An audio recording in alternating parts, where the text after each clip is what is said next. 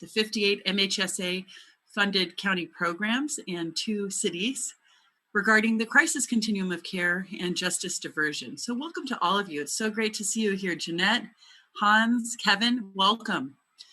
If you're just joining us, please do introduce yourselves in the chat box by saying your name as well as the county. And I see a question, is the recording going to be shared? Yes, Alex, the recording will be shared. In a matter of weeks, we will have the recording, a link placed on our website. And we will have it captioned as well, closed captioned, so it is accessible. Welcome, Victoria, Dree. Everyone, please do introduce yourselves in the chat box by listing your name and the county that you work in. And we are excited to have you joining us. We'll go ahead and get started here. If we could go to the next slide, please. My name is Eliana Ramirez. I am the director of the CARE Crisis and Recovery Enhancement Training and Technical Assistance Center. Starting off with the disclaimer that what we are going to share here is representative of our trainer, Christina Wade. It does not necessarily represent our funder, the California Department of Healthcare Services, nor the Center for Applied Research Solutions, the agency that I work with, who leads this CARE TA Center. Next slide, please.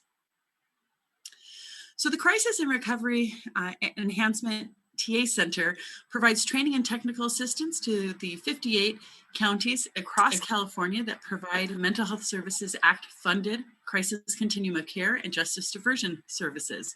We welcome everyone to visit our website where you can place a TA request. We also have a resource library, which is an exciting place to access information regarding crisis continuum of care and justice diversion, and a variety of other training and technical assistance support services that are available to you through our website. Next slide, please. So our learning objectives, Christina Wade is going to get into them in just a few moments here, but first I'm going to tell you a little bit about our presenter. Christina Wade is certified in Motivational Interviewing, Motivational Enhancement Therapy, with a clinical range of experience including justice involvement, addiction, suicide prevention, crisis management, and homelessness. Christina earned her MSW from the University of Texas at Austin in 2006 while working concurrently as the graduate research assistant for the Center for Social Work Research. She began her career at the University of California, San Diego, working as the senior clinical social worker for pre-release services in various California state prisons. In 2010, she accepted a position working directly for the California Department of Corrections Rehabilitation, specifically San Quentin State Prison. Christina worked a total of 6 years in the California penal system. While employed at San Quentin, Christina earned her LCSW.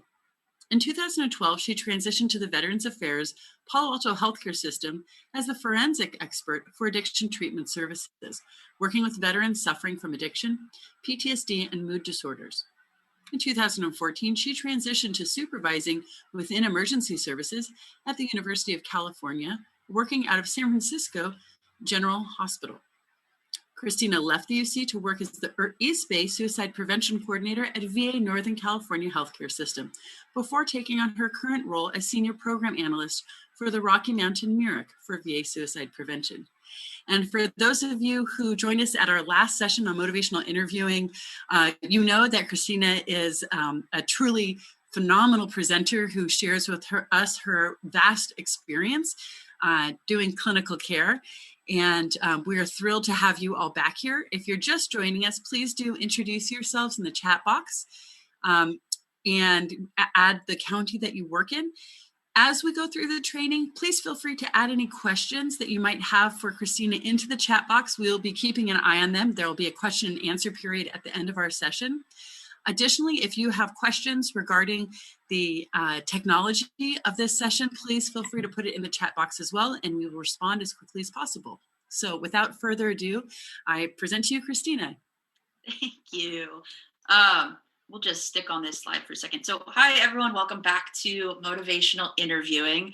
It's awesome to be back again with you guys today. I'm really looking forward to building on the stuff that we spoke about last week. So a lot of what we're going to be practicing today is how to be the kind of provider that we talked about last session, right? So how to be a provider that hears our patient when they're ready to make a change, that understands what's happening in our patients' lives in a way that helps them feel like we get them.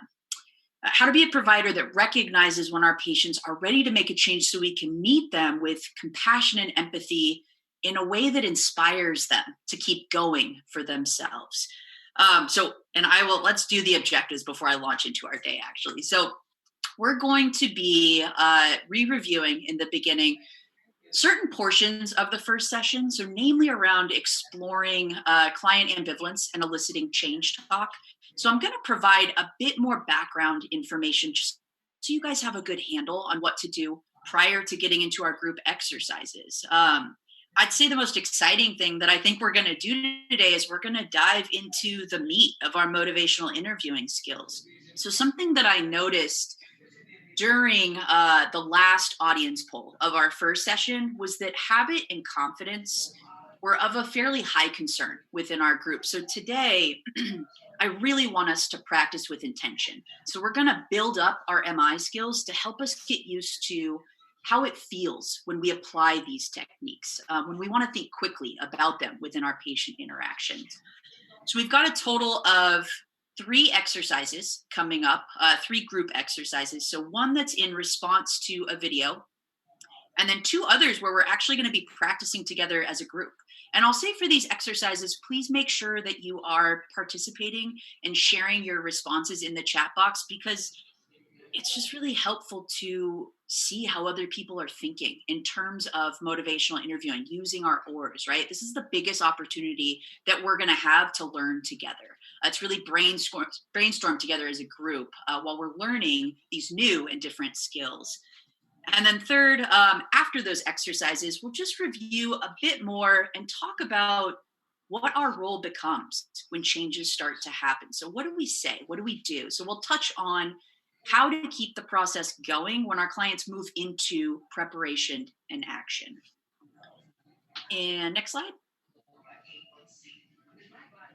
Okay, can everyone mute their, I hear some background noise. Anyways, we can get through it. Okay, so let's recap first some of the important parts of what we learned last week, just to make sure that we're all on the same page with regards to the spirit of motivational interviewing.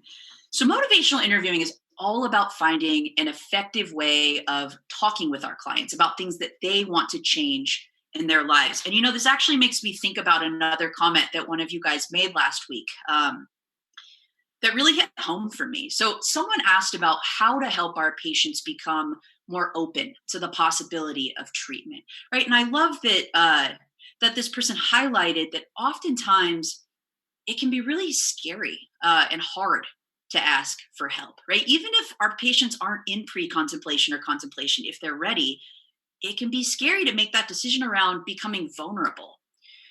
So with motivational interviewing, things are largely rooted in compassion and empathy. I think one of the biggest ways that we can relay to our clients that we're safe, that they can ask us for help, that we're worth opening up to, and that really we value their vulnerability, is that we demonstrate that ongoing compassion and empathy while we're looking for their motivation, right? So we always want to be approaching our clients from that MI framework, even when they may not be ready to use us, but so that when they become open, if and when they see us as trustworthy, when they feel confidence in us and our ability to follow through, and even more, when they themselves feel motivated to tackle a problem behavior with us, we're ready, right? We're there. Nothing after really will change for us after they've confided in us, because we've been approaching them from that same MI framework since the very beginning. So we've always been ready with that same compassion and empathy.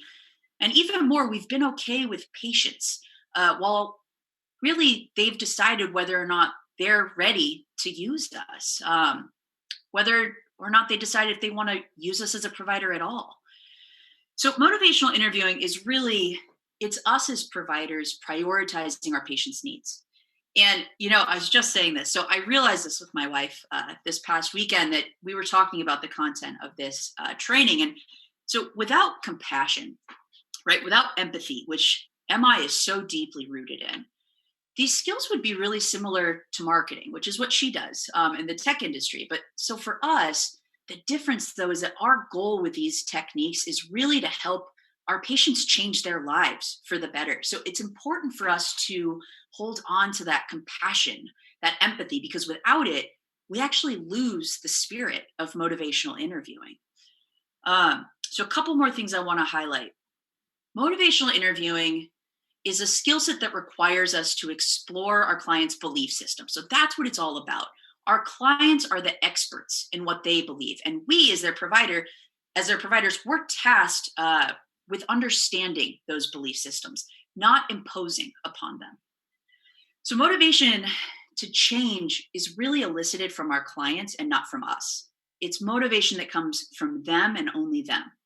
Again, it's our job to really draw out our clients' own perceptions, their goals, their value, right? We're not instilling something that's missing.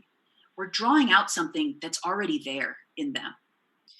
Another key thing to think about when we are thinking about the spirit of motivational interviewing is that we want to be doing more listening than talking. So we want to listen for our clients' ideas, their beliefs, their values, right? And all the while, we want to be thinking and listening with a strategy. So what's going to work best for this client? How can I best approach and align with my client right now? Motivational interviewing really requires us to trust our patients, to let go of the belief that it's all on us. So at the end of the day, the spirit of motivational interviewing, it reminds us that we honestly don't know what's best. Our clients know what's best. And as such, they're the ones who can best tap into what motivates them for positive change. So it's our job to learn from our clients and not the other way around. And next slide, please. So we are going to jump into an exercise. So when I first learned about motivational interviewing, I watched a similar video to the one that we're about to watch together. And I'm going to ask you to do the exact same thing that my teacher asked me to do. So first, try to figure out why we are watching a video about a horse, right? Take notes about things that you notice, because I want you guys to share your thoughts on the video from an MI framework. So what's happening in this video? What do you notice about the dynamics? How are they related to motivational interviewing? So kind of in free form as we're watching, share your thoughts and insights in the chat box as this video progresses, because I want us to talk through some of it together. And Stephen, can you play the video?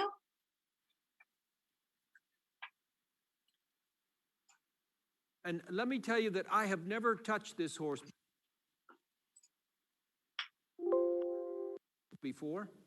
The first time I saw him was a few weeks ago, a couple of weeks ago in Montana. What is his name? Gladiator. Holy moly. Gladiator. And how old is he? 2-year-old. Okay, has he ever been ridden? I don't know whether he's ever been ridden before or not. If he has, it's been a very small number of times. Gladiator. I bought a group of horses up there, so he actually belongs to me, but he actually belongs to me for the Willing Partners program, or to become a super gentle horse. I'm going to unclip this, and I'm going to use my eyes, my shoulders. Every movement that I have will be to ask this horse to go away from me, just like that. And he goes away, but don't go away a little, go away a lot, like this. I even want him to canter. On away, on away.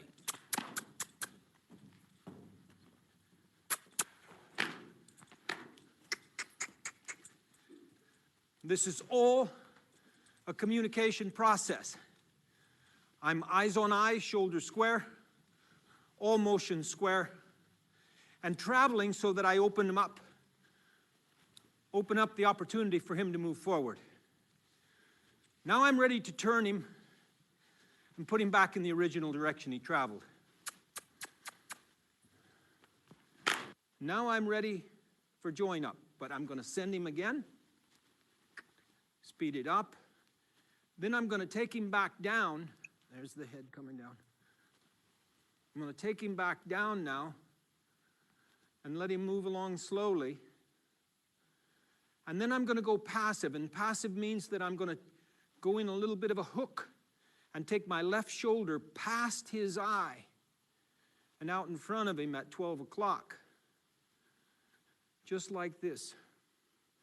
And I'm going to try to keep my shoulders on a 45-degree angle to his body axis and see if I can pull him with me. Lots of distractions. Pull him with me for that moment of join up. Reward and walk away. Join up and follow up. And when people saw this, and they'd been working in the difficult way all their lives, they said, this can't be, man. That guy's possessed by the devil. Equipment. Now I'm going to put that saddle on if I can.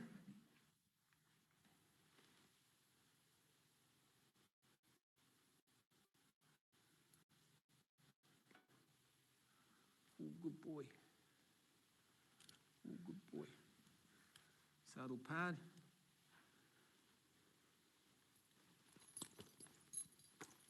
Oh, that's scary. But you can see that the trust is there, and he's working on allowing these things to happen, even though it's against all of his DNA. It's against every instinct that he has. This business of allowing something up on his back, that's something that a horse just doesn't do, any more than a soldier allows the enemy to get around behind him without taking evasive action.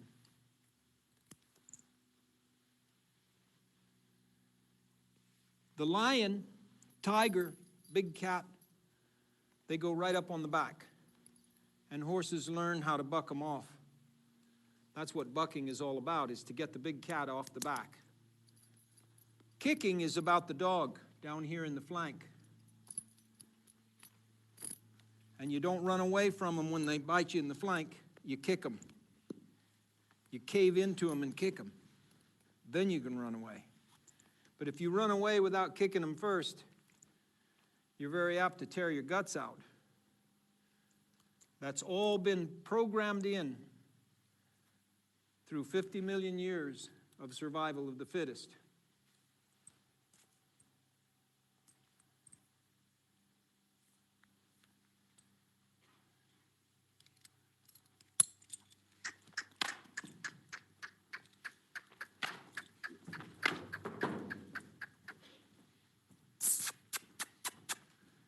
About nearly 100% of all horses broken in the traditional method will buck with their first saddle.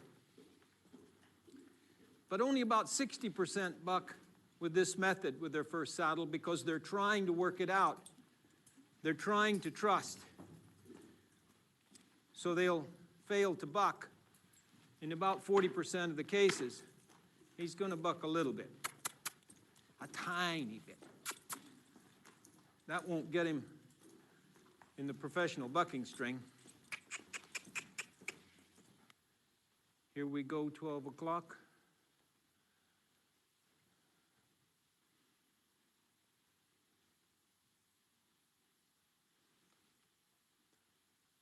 I'm going to draw him back to me. Watch this. Draw him back.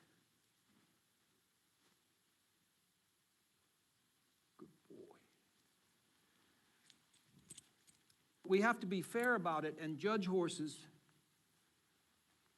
in their genre, in their world, not simply saying they're stupid because they can't figure out how to act like a primate. The primate has been the model for intelligence since the beginning of time. The gorilla and the chimpanzee and the human being. But that doesn't necessarily mean that they are the most intelligent. It just means that they have a complicated mind that acts in a certain way. I want him to turn right now. So I'll just tighten that right rein. So he begins his training process. Get his coordination down. Tighten the left rein, get a left turn. And then celebrate with him. Left lead in front, right lead behind. We'll get the back one right. Here it comes. Now he's left both ends. Now I'm going to bring him off that. Just let him trot. And I'm going to show him how to accept direction from the reins. Left rein saying make a smaller circle. And then we're going to make a right turn. Right rein saying make a smaller circle. Rooting, trying to get freedom from it. Consequences are that it gets tighter and I pull harder. When he gets it right, he comes off of it, I'll yield to him. So he learns how to find the path of least resistance, not of most resistance, like that. Then I'd like him to stop and face away from me and just relax.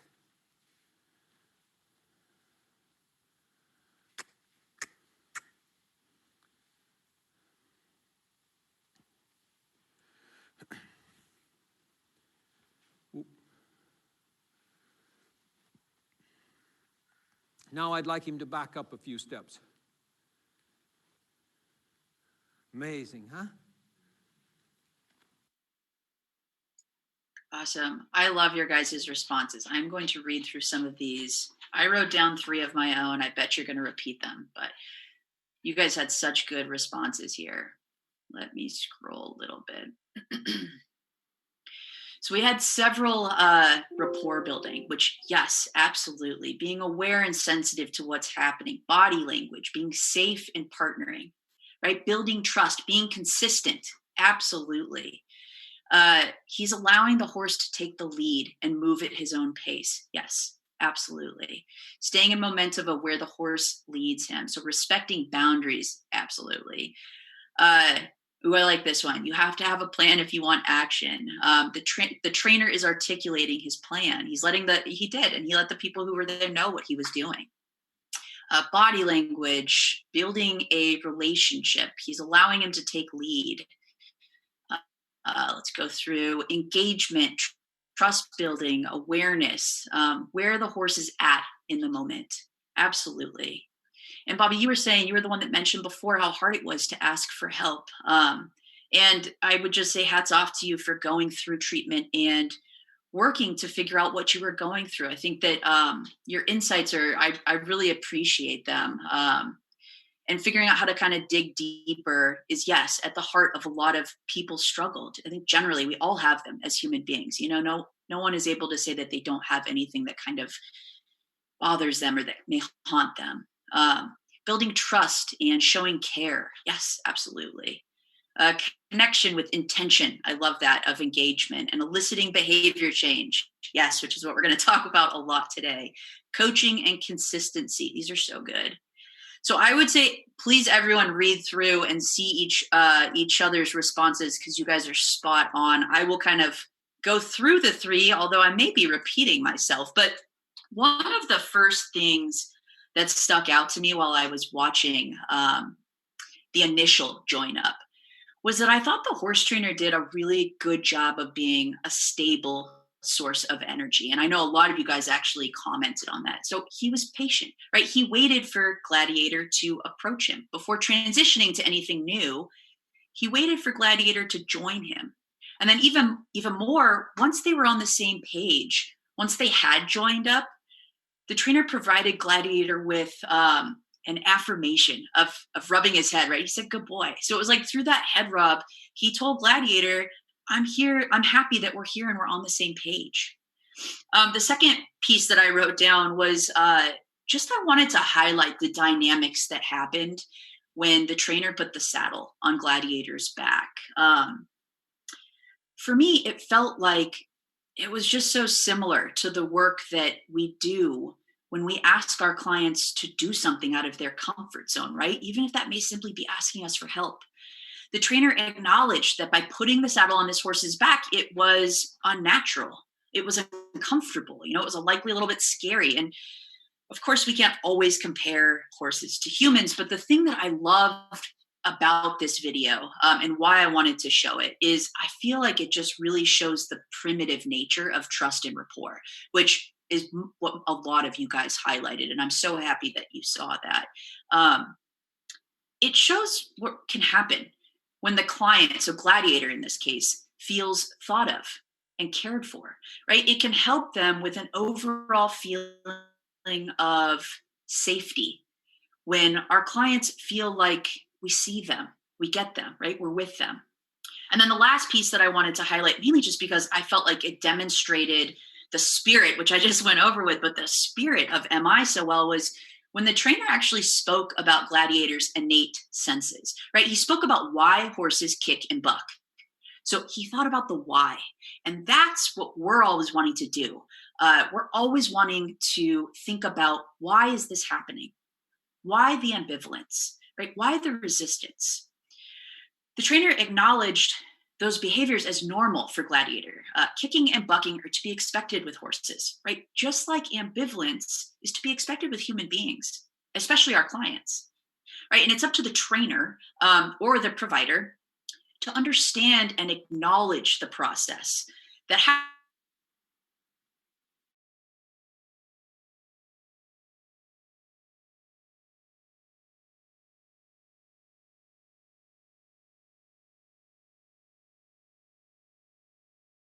affirmations, reflections, and summaries.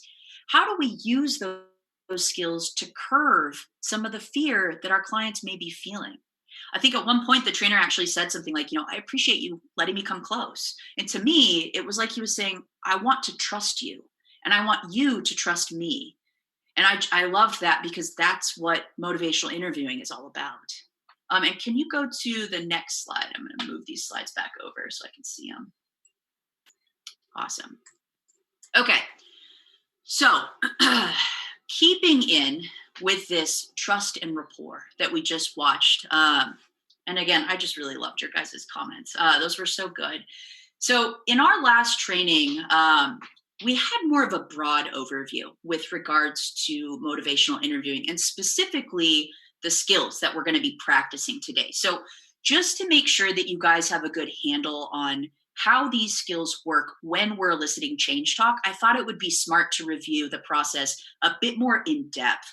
So how do we best understand the changes that need to be made in our patients' lives, right? How do we find the problem behavior that's in conflict with our patient's life goal or value? So when we're meeting with our clients, given MI really is a directive method of treatment, we'll want to start by providing general introductions, agenda setting, kind of getting permission to talk about what's been going on. So something like, hi client, my name is Christina and I'm the social worker that's going to be working with you. I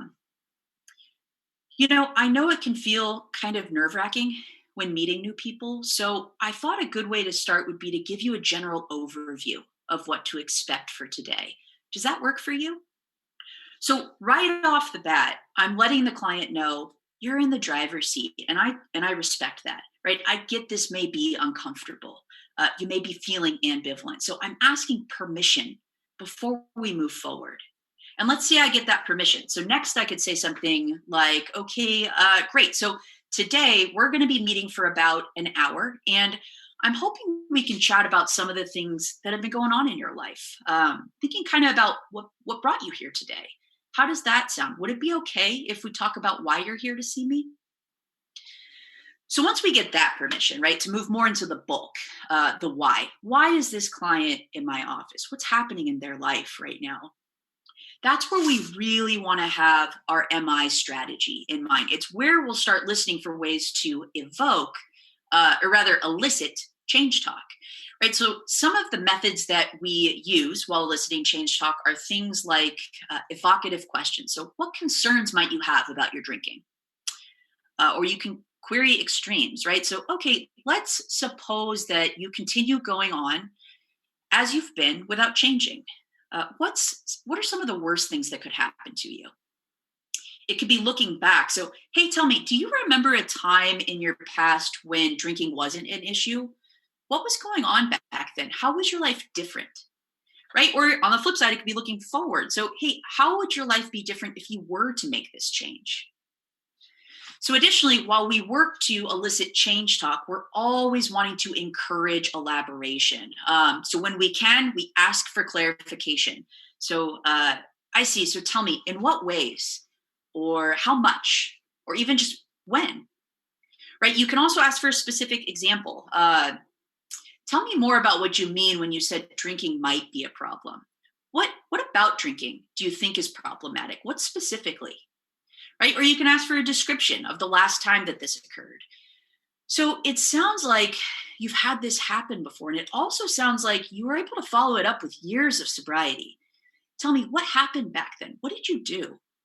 Right? And then honestly, when all else fails, because a lot of times you're going to get stuck, right? Just ask for more. You can just say, what else? Or tell me more. Anything else? That still keeps it going. So once we've gotten a good handle on our clients' change talk, once we've really heard our clients identify problems in their life that they'd actually like to change, that's when we summarize and we ask the transitional question. Okay, so it sounds like drinking has become a problem in your marriage. And at times, while it feels like your wife is bothered by alcohol more than you, your marriage matters to you. And you know that she's worried about you. So what's next? What do you think you want to do? Right? It could even be asking, where does sobriety fit in your future? So after doing these things, the last component of eliciting change talk is really to close out the statements. You want to acknowledge and appreciate the fact that your client was willing to engage in this discussion with you about their problem, right? So it's saying something like, thank you for talking to me today about how drinking impacts your life. I learned a lot about you, and I really appreciate it. I feel hopeful for your future.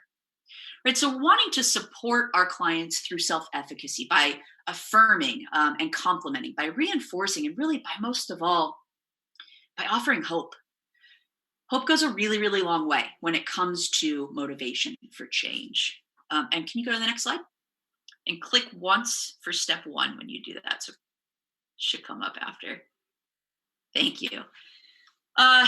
So there is actually kind of a general formula that we use when we're eliciting and even more attempting to enhance our clients' change talk. So the first thing we want to do is we want to find out more about what our client already knows. And I'm going to think about this actually from a few different perspectives to really drive in this concept. So for the first example, let's think about someone who comes in exhibiting symptoms of post-traumatic stress disorder. And I want to know what they know. Right. So I could say something like, well, so tell me, what do you already know about how treatment for PTSD works? Right. Or let's think about someone who comes in struggling with anger. I could say, what have you heard about when it comes to anger? What do you know about it? Or if we want to think of a substance use example, we could say something like, hey, from your perspective, what do you consider to be a problem when it comes to drinking? Right. So we're wanting to figure out where to start with our client. What does our client already know? And what's their belief system really about this problem behavior? And then even more, you want to also be listening for how they talk about that perspective, right? How are they talking about their knowledge of this problem? And can you click for the second step, which is asking permission. Awesome. So the second thing that you're going to want to do once you kind of know what they know is you ask for permission before providing additional information. So now I know what my client knows. Do I have permission to give them some information? So great. Thank you so much for sharing that with me. It really helps me to understand where you're coming from. Would it be okay with you if I shared a few of my thoughts? So we especially want to get that permission if we're going to be offering our opinion or advice. And then even more, it's important to think about the fact that if we're expressing concern, us getting that permission from our clients beforehand, it helps us come from a place of neutral curiosity. So it helps us approach our clients from a place without judgment when we get their permission. So let's say we get that permission, right? So, and we're back to our PTSD example for this. So from there, I could say something like, for many people who suffer from PTSD, there's this particular program that I have in mind, and it's been really successful in reducing a lot of your symptoms. It can be exhausting to live with these feelings on a daily basis, and I think this treatment program may help. Right? Or with regards to our anger example, it could be, it might be a good idea to consider getting additional help for the anger that you're describing. There's treatment for that, because you're right. It can be really hard to calm down in the moment. Right? If we go back thinking about our third example, our substance use example, we could say something like, is your provider, I'm concerned about the level of drinking that you've been reporting. It sounds like work is so stressful right now, and I'm worried that drinking may actually lead to more problems in your work environment. And can you click for the third step, please? So the third step is basically seeing where your feedback lands, right? So how do your words sit with your client? So you're going to want to ask your clients their thoughts about the information that you just provided them with.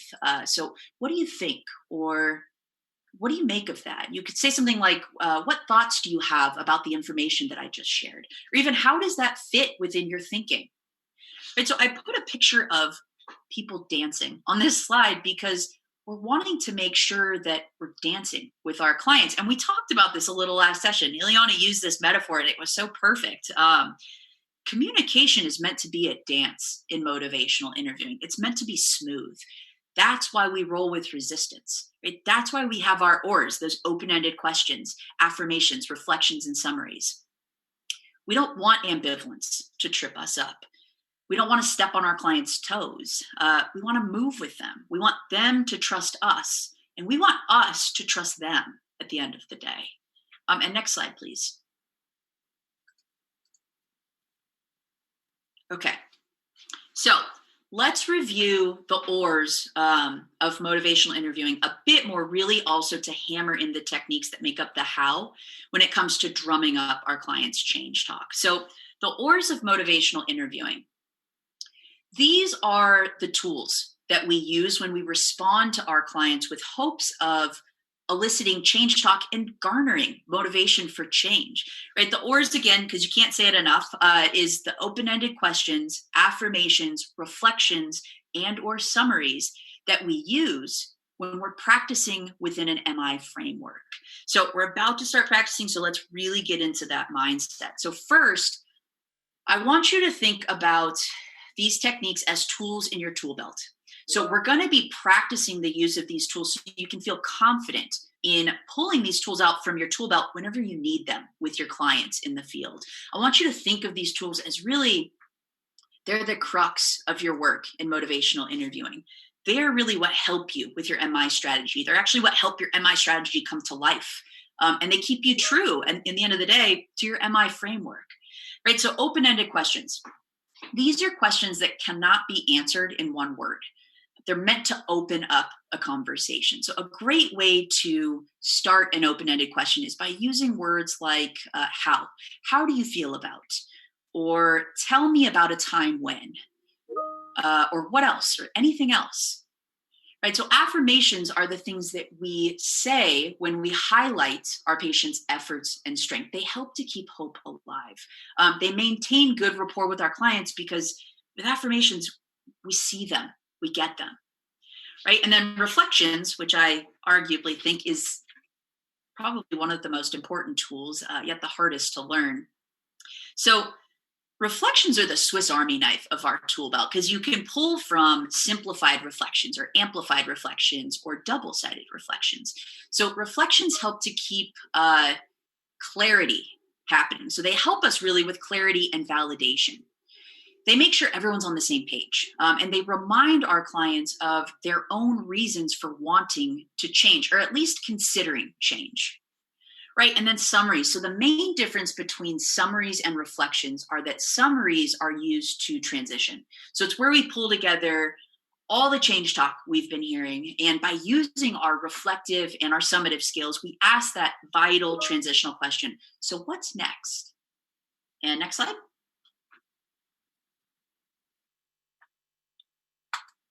All right, we're about to get into it, guys. So given that, at least in my opinion, reflections can be super tough to learn, we are going to focus on this skill during this second group exercise. So again, reflections are the Swiss Army knife of our oars when it comes to eliciting change talk. And I really want to make sure you guys have an opportunity to practice here, because you're going to be using them both in our second and third exercises. Just as a precursor, so you kind of know what we'll be doing. So for the second exercise, I've put together 10 client statements that we'll be using really to build up our reflective listening skills together. I'm going to read each statement out loud to you guys, and then I'll pause for probably about a minute. I have my little stopwatch here, so I'll keep us on track. I really want you to take your time, though. Don't feel like it has to be right off the bat.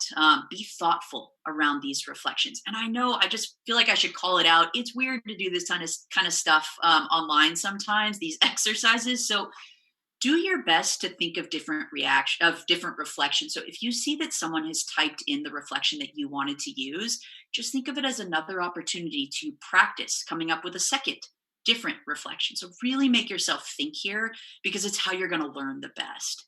And can you click for our example? Should be a client statement that comes up. Awesome. So before we break into those 10 statements, I just want us to do an example together so you know what I'm looking for. So let's say I'm working with a patient and he comes in saying this, right? So before my deployment, things were fine. My life was good. Now that I'm back, I have no idea where I fit in. My family doesn't understand me. My friends think I'm scary. I just wish I could go back overseas again. Right. So that's an example of a statement that I'll be giving you guys. So what we'll be working off of when it comes to this second exercise. So a reflection to this statement, what I'm wanting you guys to get back to me in the chat box. It could be something like, so I hear you. Your deployment flipped everything upside down, and now you don't know where you stand. Right. It's a simple reflection stated back to this client, with hopes of relaying our compassion and empathy for his particular situation. And while that is sufficient, that's definitely what I'm looking for in this practice session. I would actually also encourage you, though, go deeper if you can. Make your reflections even more complex by focusing on bringing in the feeling, the emotion. So it could be adding something to that reflection. Your deployment flipped everything upside down, and now you don't know where you stand.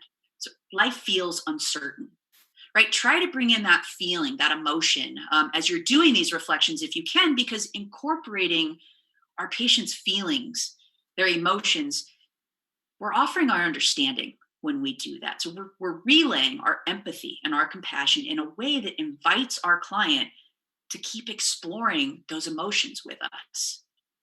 And next slide. Let's get into this exercise.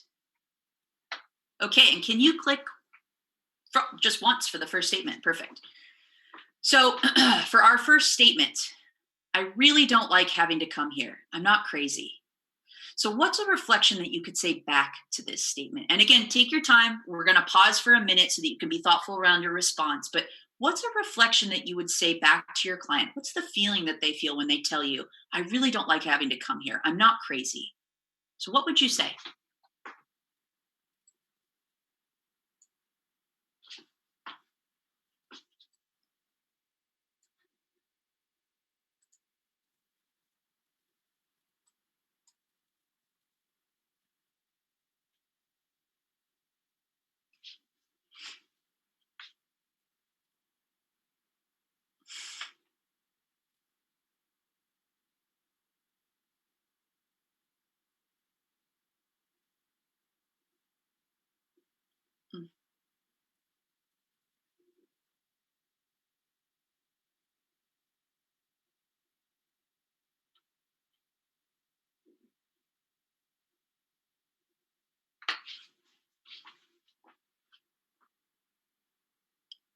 And a few more seconds. These are great.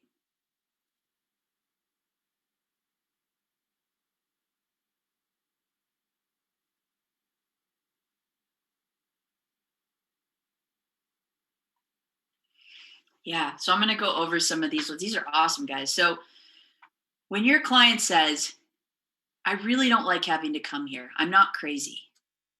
So let's see. Jeff says, you have better things to do, and people thinking that you are crazy does not make any sense to you. That's great, because I would absolutely respond back to that if I was a client. That's a great one. Monica says, I hear that coming here might make you uncomfortable. Absolutely, and way to bring in that emotion there. Can you tell me about what feelings you have when you come here? Awesome, and that's actually an open-ended question in itself. That's super, super good. Let's see. Emmanuel says, I understand that being here is not preferred. Can you tell me why? Can you tell me why you would feel that only crazy people come here? Ooh, I love that question. That's a good question. Let's see. Lillian says, I hear that you don't enjoy coming here, but I'm glad you came here today. So you guys are actually doing part of what we're going to do in next exercise already. This is awesome. I hear that you're concerned and that you think we're judging you. That is reflecting back what the person says. These are awesome. I would encourage you guys to definitely read each other's responses, because this is what helped in terms of learning how to think. Can you click for the second statement just so that we're trying to stay on schedule? So our second statement, I don't know what to do. It seems like I've tried everything and everything I've tried, and I don't know how to get rid of these nightmares. Just tell me what to do. So how would you reflect back a statement meant to elicit change talk when your client says something like this? So take that full minute again.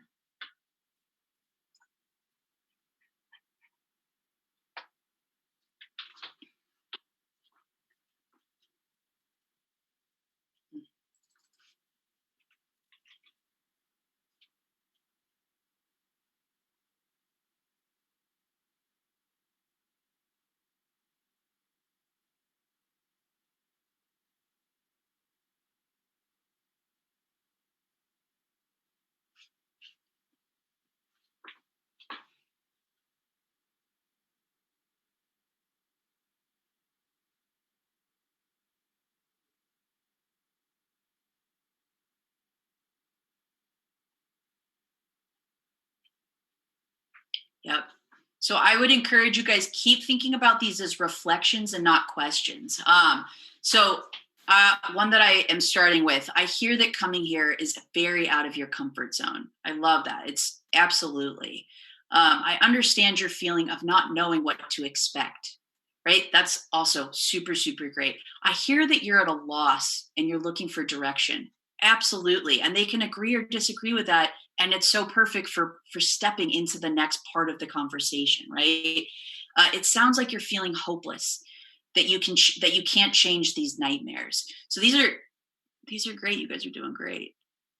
So what do you think are triggering your nightmares? That is a great open-ended question. So for this, let's keep trying to think of reflections, and all of these would still work. It's just for the actual exercise. You're looking for guidance and a new way of coping. I love that. That's super good. Awesome. So let's go to our third statement. Okay. I really want to get my life back. Before I got locked up, I was happy. Things were going well.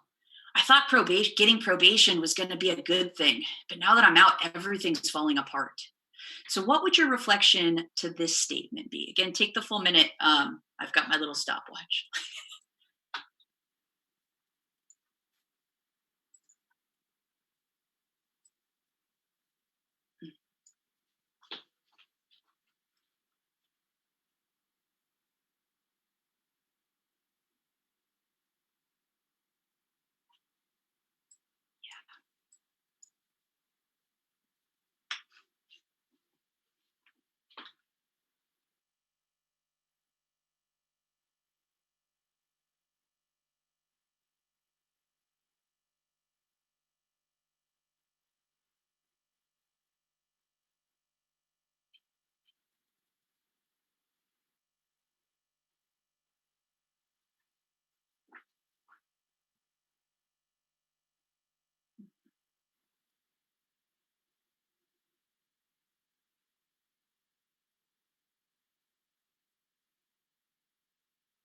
Okay.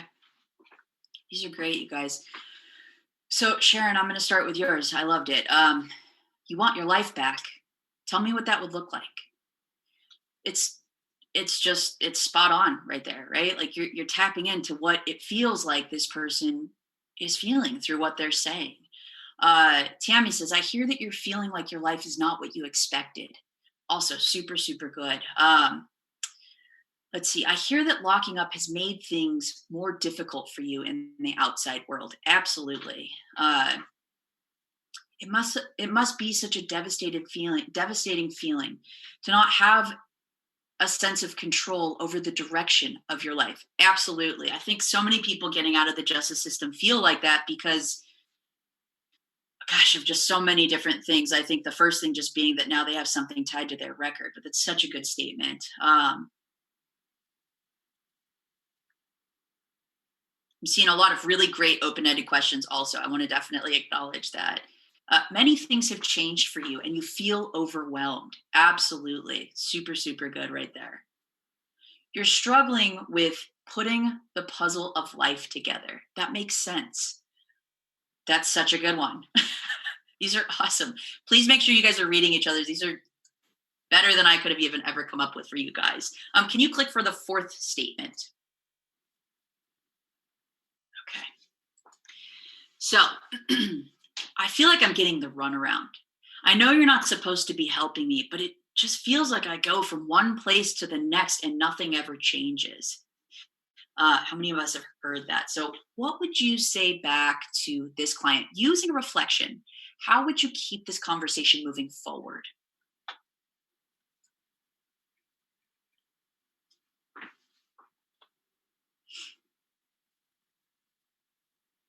love that.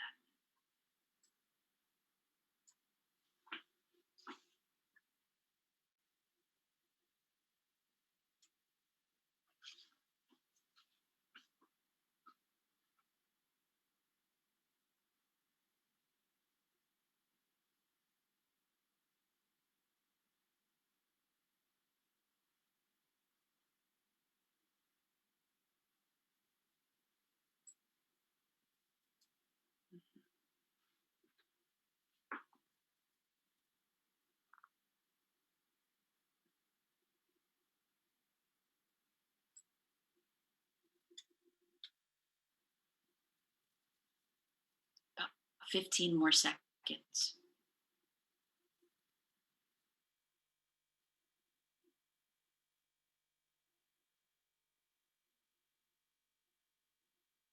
Awesome. These are so good, you guys. Eli, I'm going to start with yours. It sounds like you're going around in circles. Where would you like to see yourself right now? So I love that. That's when I thought of this statement. It made me think of actually of a specific patient and how she used to describe feeling like she was a ping pong ball in the VA, like she was just bounced from one to another, right? And this is going around in circles is such a good way of saying that. Jana saying, it sounds like you're not finding many available resources. Let's go over what you've tried, which is awesome. You're totally joining and you're there with your patient with that. That's a great one as well. It makes sense that you're frustrated by getting bounced around. If things look different, what would that be like for you? Awesome. You used a reflection and an open-ended question. You just did the third exercise. Great, great job right there. Change is difficult. What are your expectations of me? Interesting. Okay, that was a good one too, because it kind of also brings you back into what's happening with the client. Just a couple more. Change is hard. It's such a good one. It's so simple and it's so meaningful and powerful. It seems that you feel frustrated. What can we do different to help you? And I love that because it's yes, that one's a really good one as well. There's a lot of shifting gears. That's super, super, super accurate when it comes to healthcare. Awesome. These are really, really good, you guys. Can we go to the fifth statement? Keep practicing. So we've got 6 more after this, or 5 more after this one. Okay. I really didn't need to be in the hospital anyways. What I need to do is work. I wouldn't get in trouble with drinking if I were working. So what's a reflection for this statement? What's the emotion that you feel? What would you say to your client? And I'll start our minute stopwatch.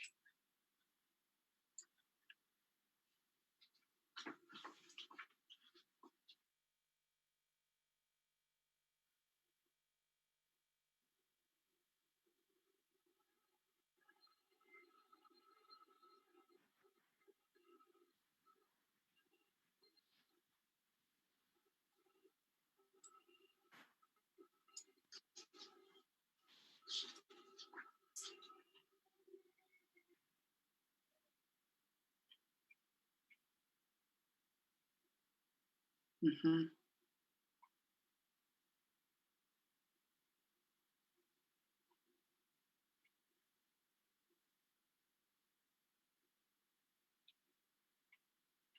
And again, about 15 more seconds.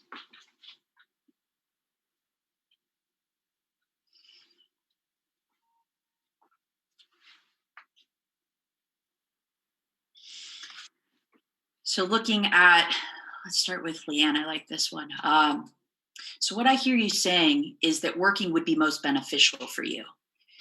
Awesome, because that's definitely what they're saying. And you can open so much by just reflecting and validating that patient in feeling that way. It's a great one right there.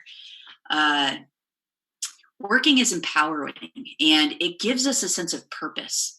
That's a great goal to work towards. Absolutely. I love that one. I'm hearing that when you aren't working, you aren't drinking as much. That's a super, super good one. It seems like you feel that you have a good sense of what would help you, right? And you can offer an affirmation after that or an open-ended question. That's a great reflection to lead into change behavior. Change talk, not change behavior. You value your work and you find the hospital as an inconvenience. Absolutely. That's a perfect reflection of what that patient was saying. And let's go to the 6th statement.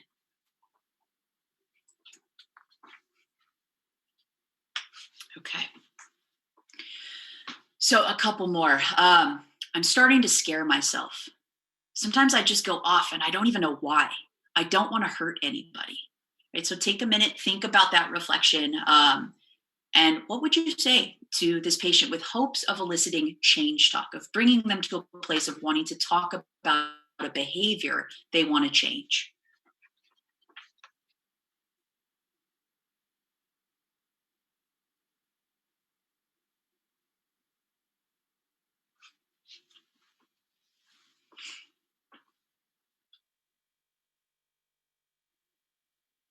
Mm.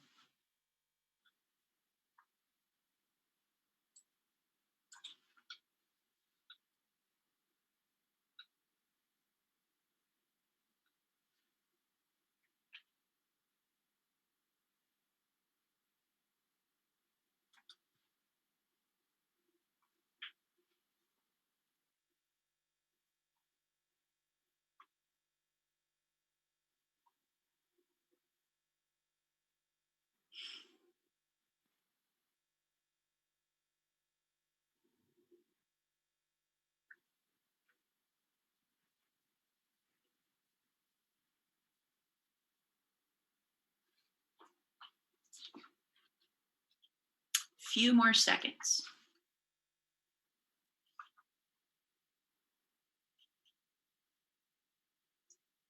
Okay. So Karen says, I hear you feel a bit out of control and you don't want to scare others or yourself any longer. I love that. It's hard to think that we can lose control of our behaviors at time. I get that you don't want to hurt anyone. Absolutely. Joey, I love this one. It sounds like you've recognized the problem. Let's take the next step. That's awesome. Let's see. I hear you that it sounds scary, and sometimes I hear you that sounds scary, and you have some concerns about it. Absolutely. You really love the people around you, and you want them to feel safe. Perfect. That's so, so good. Anger is a strong emotion, for sure. Good reflection. They don't have to be super, super long to be really powerful. I'm hearing that you are afraid and you want to protect others. Also, really, really great. Good. You guys are doing really good with reflections. You're getting them much faster than I did back in the day. And can we go to the next statement? Awesome. My family's trying to be supportive and they want me to get better, but I tell you, they just don't understand what it was like. They expect me to be the same person that I was before, and it's never going to happen. And this statement's actually something that I thought of when I first worked in the prison. I used to hear it over and over, especially from our lower security guys that were maybe on their first or second parole violation that had a lot of family support. So what would you say back to this patient to help? What would your reflection be to this statement? And I'm sure this is applicable for many different settings.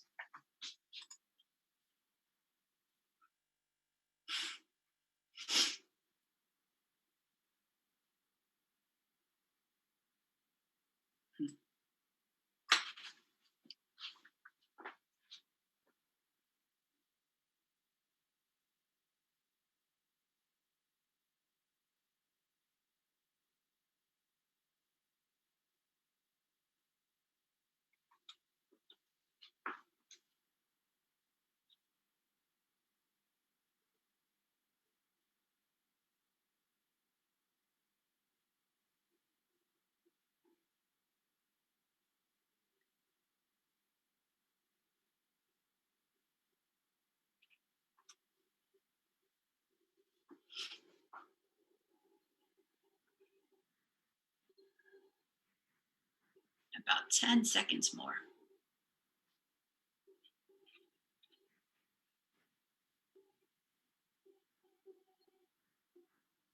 Okay. I hear that you've changed and your family isn't understanding the change. Absolutely. I hear that you're frustrated trying to live up to your family's expectations. Absolutely. I love all these I'm hearing. It's so good because it's just really personal, right? It brings you closer to your patient when you really are reflecting also how you are feeling about what you're hearing from them. I'm hearing that things have changed for you and that you're feeling misunderstood by those you cherish the most. Awesome. Super, super good. You're feeling that your family misunderstands you. Absolutely. It must feel isolating that the people that support you can't understand your experience. These are so good. This absolutely. I hear you have a lot of love for your family. Yes.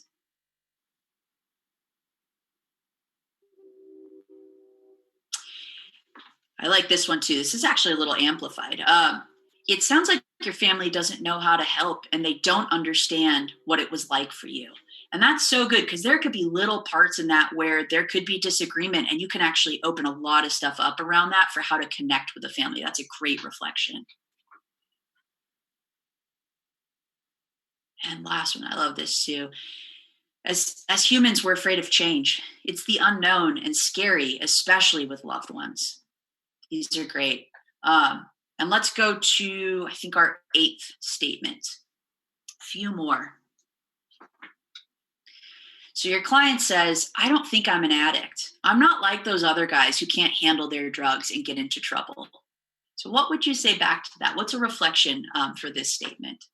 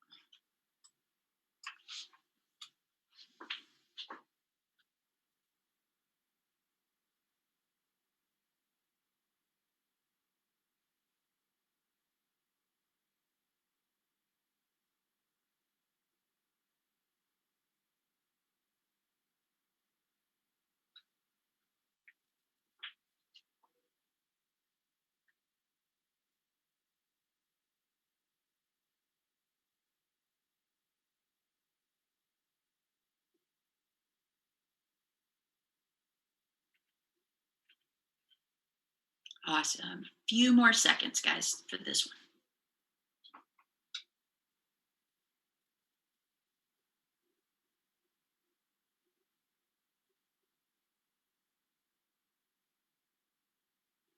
Okay. So Jack, I'm going to start with yours. It sounds like drugs. I love this. It's amplified. It's perfect. It's probably honest. I loved amplified reflections. It sounds like drugs have never caused troubles in your life. It's it's beautiful. It's let's hope that they're gonna disagree with that, and then all of a sudden there you're at the change talk, right? It's a great reflection. You don't identify as an addict. What does that mean for you? It's a reflection with an open-ended question. Great job. Drinking is not a problem for you. Very, very good. Let's see. I see so many good open-ended questions too. Just to kind of keep calling that out. You guys are doing great with those. Just for the exercise, I'm going to highlight the reflections though. You don't feel like you have a problem with drugs. Absolutely.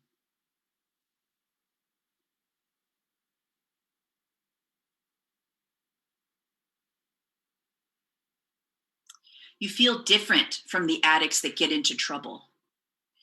So that's definitely, I think that it does show that this patient feels differently. The one thing I would say with some of these reflections too is make sure that there's not any even inklings of judgment in your reflections. This is definitely a good one. It just makes me think of other things that I have said in the past where I think that some clients have not taken it super well. But be careful when you're saying and you're comparing people with others, because sometimes it can get a little messy. But it's always something that you can recover from too, because you're a human being and you're being honest in the session.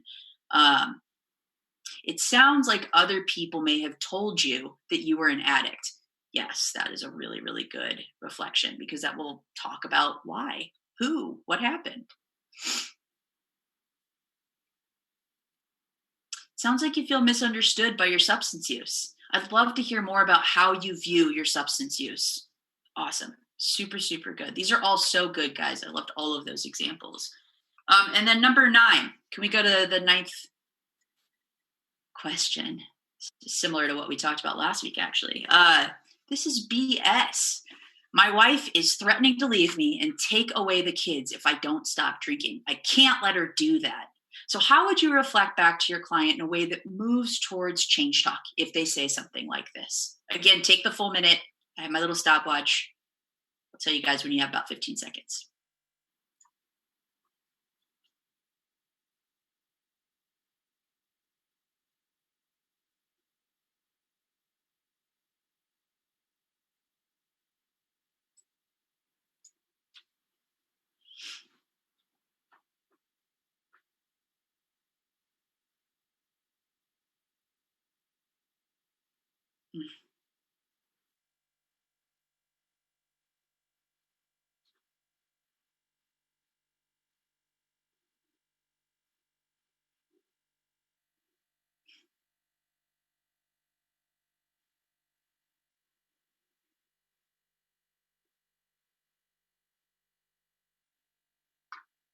Awesome. We're getting to about 10 seconds.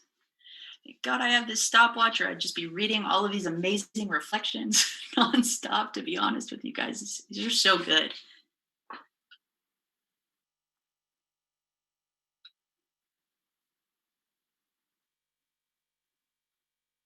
Okay.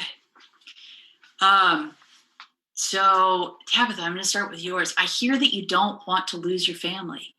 Yes, it's so good. Absolutely. It sounds like you've never had a problem with drugs. Absolutely. Amplify it. Get it. Make it bigger. Make them disagree with you. Let's see. Your family is important to you. How does your drinking affect them? Awesome. And again, you just did the next exercise we're going to do. Really, really, really good job pairing a reflection with an open-ended question. So you're validating this patient by also telling them basically, this is how I hear you feel, right? And now, can we open it up so you can tell me more? It's just really, really good job. Your kids are important to you. Yes. And that is so oftentimes, it can be such a strong motivation when people are moved when it comes to their children and their family. I hate to say use it, but I would say recognize it. Recognize when there is a deep love and connection that you can really focus on as you're exploring reasons to change, right? Because sometimes people need help, and it's good to remind them of those loved ones in their lives that would benefit from their life also improving. Just a couple more. It sounds like you really care about your kids. Absolutely. Your children are your main priority. Yes, you guys are picking up on it. It sounds like you're under a lot of pressure. Awesome. I think you really nailed the feeling of that with that reflection. Yeah, these are so good. It sounds like your children are very important to you. You sound frustrated, and losing your kids sounds scary and painful. Perfect. A plus. It's so good. And let's go to our last statement before we move into our next slide. Okay.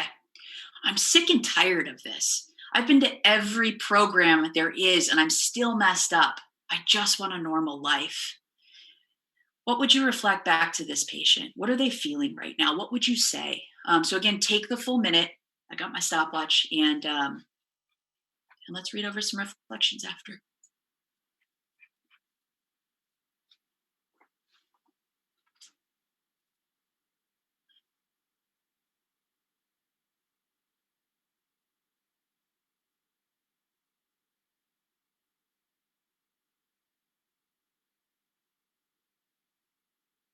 Hmm.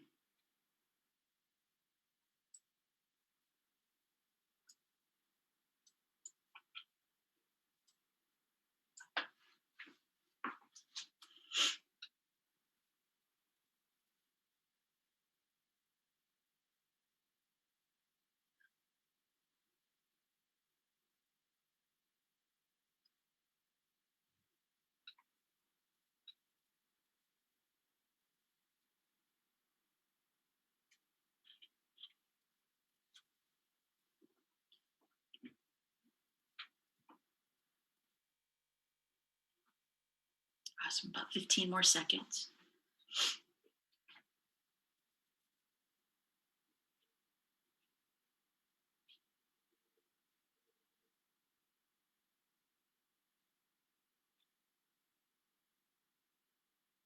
Oh, these are so good. Mhm. So, suicide prevention coordinator in me is loving your guys' reflections with this statement.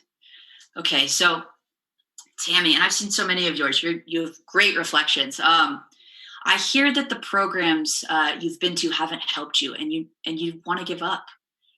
So it's a good one, right? Because it just feels like they're at the end right now. Like, what? Like, gosh, how do I keep going? Right? Victoria says it sounds like you want to give up. So those are good ways of amplifying a reflection while also opening the door for a lot of different conversations. Because I think that sometimes when people get to a place when they're saying something like this, when they have tried something over and over and over and over, um, it can feel hopeless. And it's important for us to reflect that, because not necessarily that it's going to be leading to any discussion around suicidality. However, by reflecting something, by calling out the emotion and the feeling that someone is feeling, you're opening the door to allow them to talk to you about either all of the programs, or the fact that they may be coming to a place where they just want to give up, right? And that's what we want. We want our clients talking to us about that stuff, because we don't want them to sit with that stuff by themselves. Really, really great reflections there. Let's see. It sounds like you're feeling hopeless, but really want to make things better. Absolutely. You instilled hope there. Great job. Change can be difficult. How do you see yourself? Andrew, I think that would make your client be like, I wonder. It's a good way to open up that question. Ooh, I like this one. Normal is an illusion. There's so much way, yes, because it is an illusion. Normal is subjective. It's based on whatever you think is normal, right? So that's a great reflection. It's deep. This is a great open-ended question. What would a normal life look for you? Great open-ended question. It sounds like you're fed up, especially since you've been trying so hard to get better. Absolutely. You're calling out the fact that they have been making the effort. So you're affirming as you're also reflecting. And there's so many of these. They're so good. I hear you're feeling defeated. What does a normal life look to you? Great. These are great. So I would encourage you guys, keep reading each other's reflections. Let's go to the next slide just to try to keep us going. Okay, so now we've had a little practice with reflections. So we're going to expand, which you guys are kind of already doing, and put really our skills to the test a bit more. So for this exercise, we're going to keep thinking as a group. We're going to keep practicing how to elicit change talk. The difference now, though, is that I want you to always be pairing, so multiple or skills. So I want you to continue using your reflections for every statement, but now pair it with another skill. So either, which you guys are, again, you're doing. So either an open-ended question, affirmation, or summary, which really actually would be kind of that transitional question. So it's up to you, whichever additional skill you want to use. Again, aside from using a reflection every time, but do your best to think about how you'd elicit change talk from this client by using additional orbs. So for this exercise, we're actually going to set a target behavior of drinking. And we're doing this because I don't want you to have to wonder about who this client is, given the statements that she gives us are really short and sweet, right? Which is a lot of times what we get from our clients in the field. We don't get much some of the time. So I want us to practice based on reality. So let's say that our client is a middle-aged female. She can be 40 years old, and she's come in, she's mandated for substance use treatment, and needless to say, she's not super motivated. So she's kind of vacillating between pre-contemplation and contemplation. So she needs our help highlighting her ambivalence as we attempt to elicit change talk from her. So we'll do another example just so you guys know what I'm looking for in this exercise, because again, the statements are going to be shorter this go around. And that means we have less to work with when it comes to our ORs, right? Our pairing an open-ended question, affirmation, or summary with our reflection. So as our example, let's say our patient says, nothing can help me. So as a provider, I'm immediately thinking to myself, oh man, like, what can I do? What can I say to help my client feel heard right now? How can I use my ORs, right? So I'm actually going to think of two different examples to demonstrate what I'm looking for in this exercise, just so you guys have a couple examples to pull from, but keep in mind either of these would work. So first, to that statement, nothing can help me. So my response would probably be a reflection followed by an open-ended question. So nothing can help me. Okay, things feel hopeless right now. And I want to better understand. So tell me, how do you think you got to this point? Right, so I started by reflecting the feeling of hopelessness, which is basically my interpretation of a statement like nothing can help me. And I followed it by saying, I want to learn more. I asked an open-ended question as simple as, how do you think you got here? So for that second example, I could use a reflection followed by an affirmation. So my client says, nothing can help me. I could say, well, you know, I'm happy you came in to see me today. Sobriety can feel really helpless. I hear it. So I want to highlight and acknowledge the strength that it took for you to come in to see me today. I'm sure that this was not easy for you.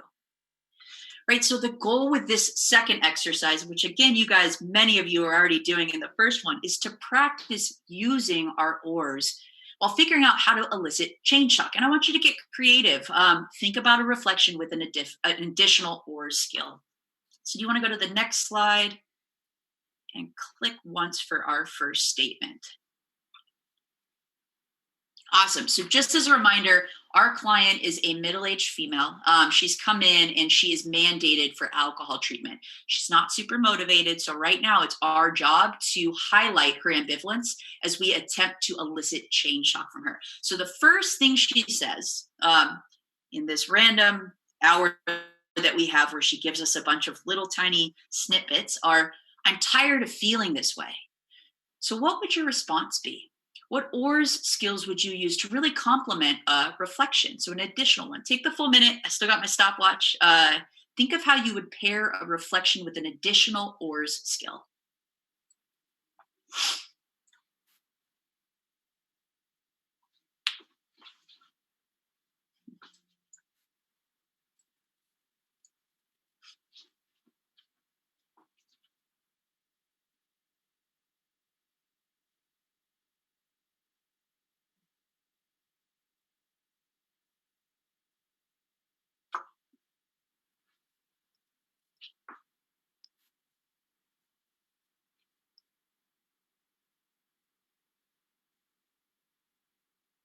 Yes, these are so good.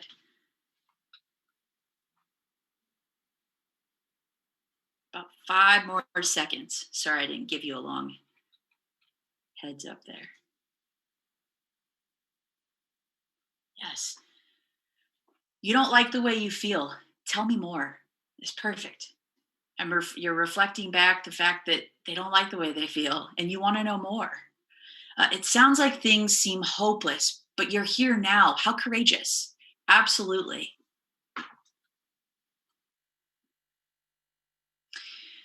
I hear you're tired of feeling the way that you're feeling. How are you feeling? So that's good because that actually is asking them to tell me more about the way that you're feeling. I want to know more about that. Absolutely. I hear that you're frustrated. What will help change? How are you feeling? What will help change how you're feeling? Sorry. It's exhausting to feel out of control, feeling out of control of your life. What do you want? Yes, that's a good open-ended question. You're fed up. What would you like to look different for you? Absolutely. How would your life be different if it was better, right? What would be different in your life? What would you be doing? What would you be thinking? What would you be saying? Who would be around you, right? That's so, so good.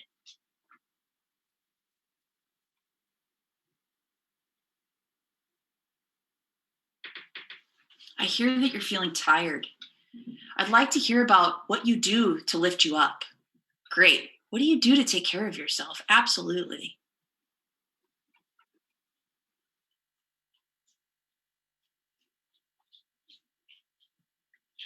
I'm so sorry it must be overwhelming for you to feel like you aren't in control of how you feel. Can you tell me a little bit more about how you've been feeling? Awesome. These are really good, guys. I hear you're feeling exhausted. It sounds like you're ready for change. Yes. What would you like to change first?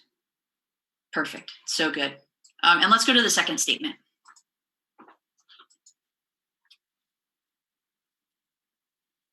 Okay. So now she says, I'm afraid my husband's going to leave me if I don't get this under control. So again, which ORS skills would you use on top of your reflection? What would you say back to this client if she said this to you?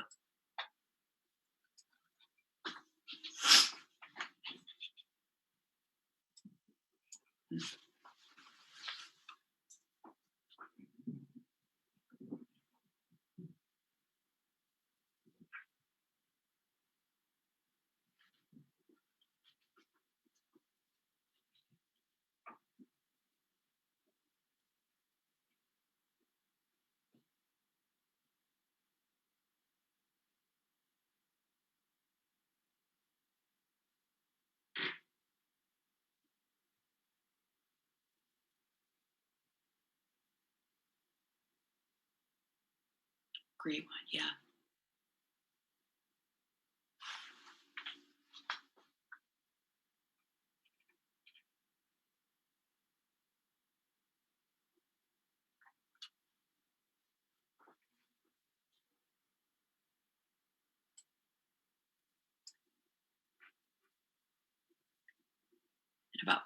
5 more seconds.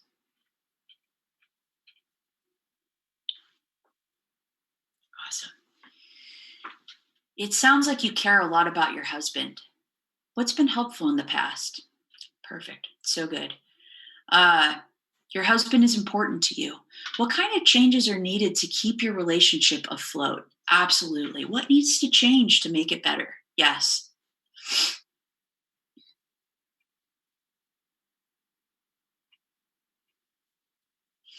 I hear that you're feeling fearful. What have you done in the past when fear has come up? Awesome. Awesome. So you're identifying the emotion by reflecting back what they're feeling. And then you're asking, tell me more. Absolutely. Ooh, I like this one. So you're worried that your husband is losing his tolerance for your drinking. What would getting it under control look like? Super, super good question right there, because you're using your patient's words too. Yeah, Monica, the same thing. How would under control look like for you? Absolutely.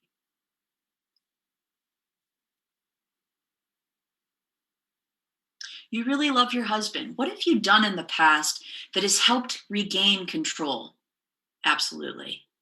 Is there stuff that we can pull from that you've already done that you know that you've been successful with? It's just such a good question. Because a lot of times there is something, there's a lot of times that these clients that we work with have been successful. They have it in them to be successful. They always have been. It's just tapping back into that and reminding them that it's been there all along, and they can just learn how to kind of rechannel it. Couple more.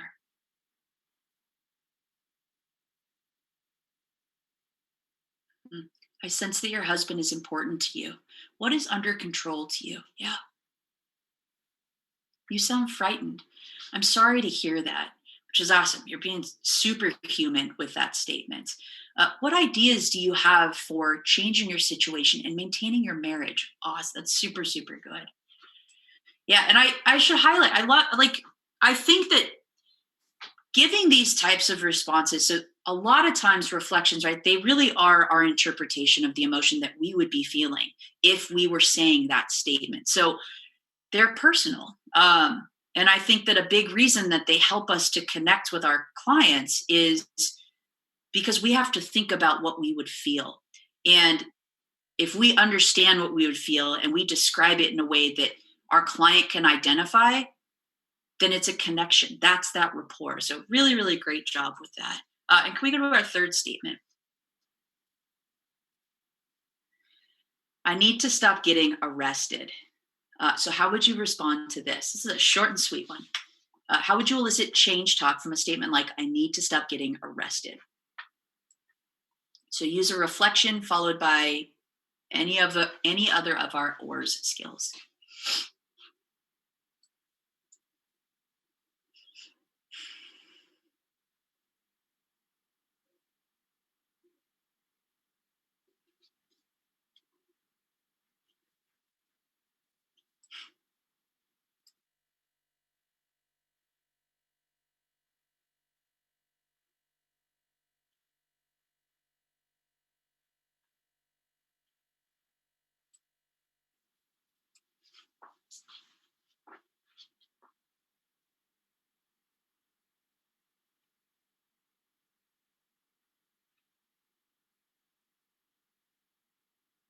Awesome. And about 15 more seconds.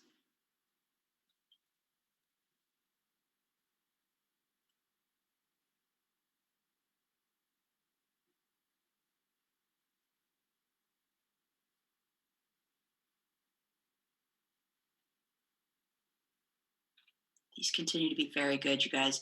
Okay, so you're ready for things to look different. Help me understand what that would feel like for you, right? It's way to kind of just call it out like it's, I hear it in the one statement, even though it may not have been long, I hear that you're ready. You're tired of being arrested. Absolutely. How could your life improve if that were to change?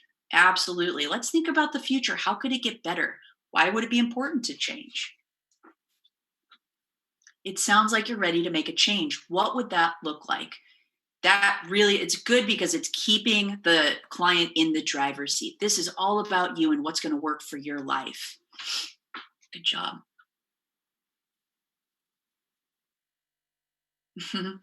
I hear you're at your wit's end with the legal system. What's going to happen if this happens again?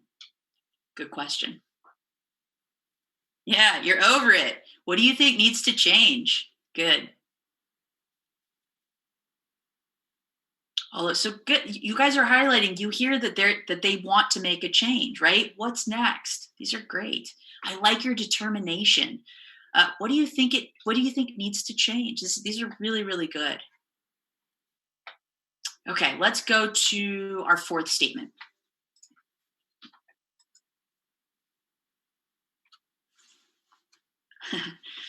The dreaded doctor. My doctor keeps telling me I'm drinking too much. So what would we say back to that to elicit change talk?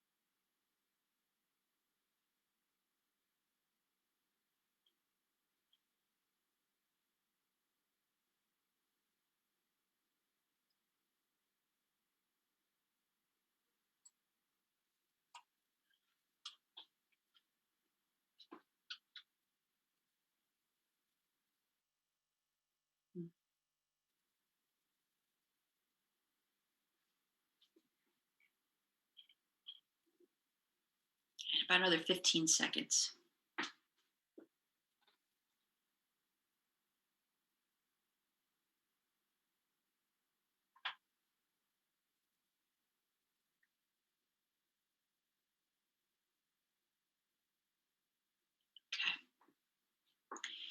It can be annoying to keep hearing that.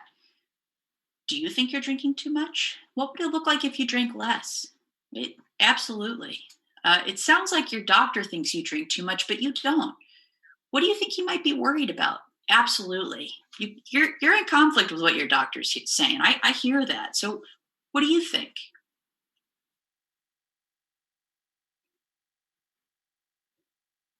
I like this one. Your doctor is concerned about your health, but he or she does not understand your life. Absolutely. Because that's so much of it is that we just don't understand. When we talk at people, it's hard for them to feel like we understand them, right? Because we're coming at them from a place of authority as opposed to collaboration and partnership. It sounds like you've heard this before. Do you agree with your doctor? Super plain and simple. Absolutely.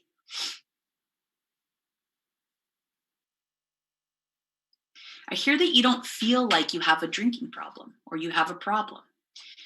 Could you maybe tell me a little bit more about your thoughts on why your doctor thinks that? Really, really good reflection paired with an open-ended question there. Absolutely. I like, here's Julie. Doctors think they know everything. Why would it's so true sometimes. Why would he think drinking is so bad for you? That's a great way of also actually kind of bringing some humor into it, because I think that would, it just makes you so real when you say something like that. You're just able to really kind of be there with your patient. Why do you think they're thinking that? Like, what do you think is happening?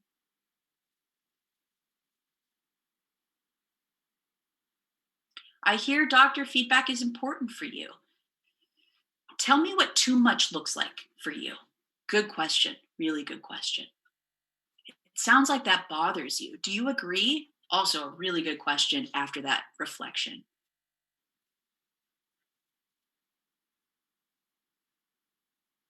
It must be frustrating always being told that you need to change. Do you feel as concerned as your doctor? Spot on right there. Really, really good job. And let's go to the fifth statement. Okay. When I get like this, everything in my life falls apart. So what would your response be to this? What would you say to help your client feel heard and to want to keep talking about change?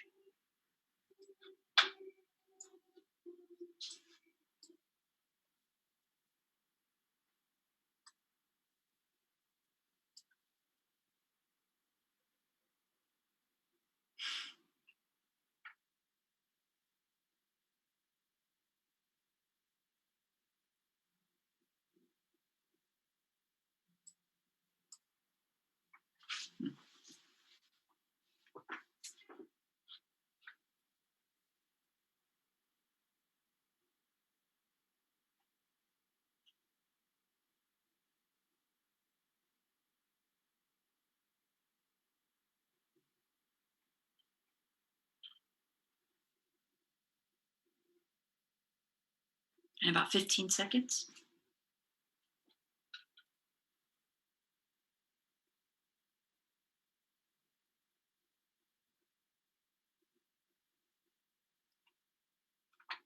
Awesome. Okay. It sounds like you're tired of feeling like you do. Tell me more about what that means. Really, really good. Um, Holding up the pieces when everything is falling apart, it sounds exhausting. What does that feel like for you? These are so good. These are so meaningful. At the end of the day, I think that clients are really, they would connect with these things. You guys are really hearing what she's saying. I hear that you've been here before. What would you like to change? Absolutely. It sounds like you feel like you have no control. How can I help you cope with what you're feeling? That's great. I'm here with you. How can I help? What can we do? I hear you're worried of losing control. Tell me more about how it feels to get this way. Good. It's really, really good. And let's go to the sixth statement. This is a very short and sweet one, but one that's very powerful. I'm not a drunk, right? What do you say when you hear that? So again, use a reflection followed by another or skill. I'm not a drunk.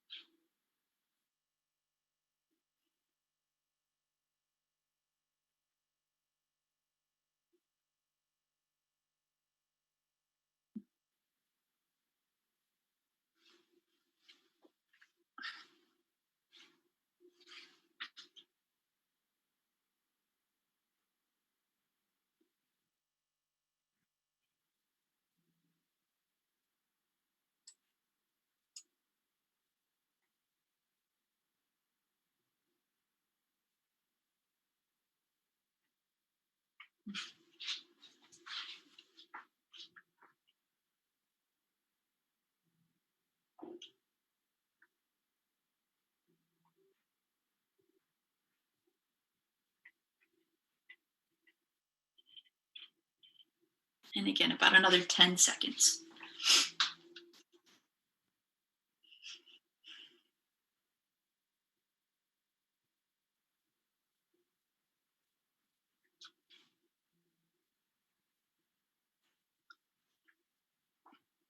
Okay. It sounds like you don't have a drinking problem. Why do you think other people are saying that you're a drunk? Plain and simple. Why is there so much conflict? Where is that coming from? Tamara, I love this one. You're a person, not an alcoholic. How does it feel when you hear that label? Really, really great reflection and question there. Open-ended question there. It sounds like you've heard someone tell you that before. How would you describe being a drunk? Yeah. I'm hearing that you feel judged and that people are not understanding. Tell me more about how you see yourself. Absolutely. Yes, Jack. Being labeled is a terrible feeling. How would you define yourself? Yes. How can I empower you right now? Really, really great question there.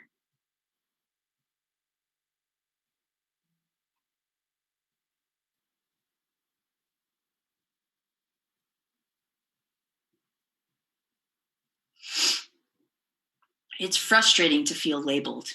Can you tell me more about your personal situation? Awesome. We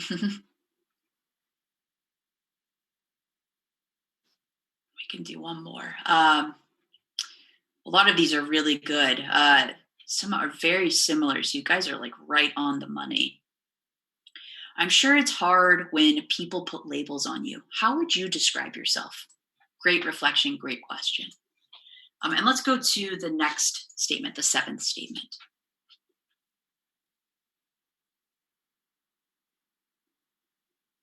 I want to have a normal life. What would your response be when she says this to you? So again, take the full minute. I've got my stopwatch. What would a reflection and an additional or statement be when your patient says this?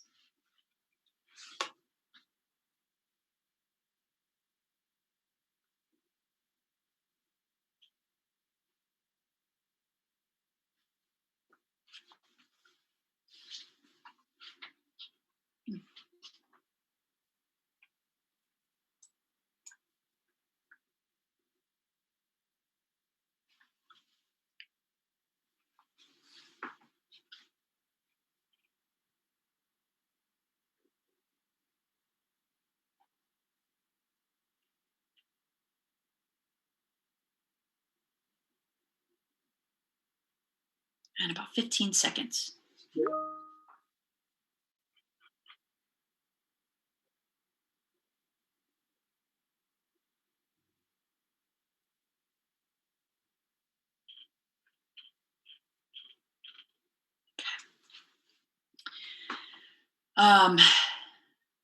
You don't see your life as normal. How do you define normal?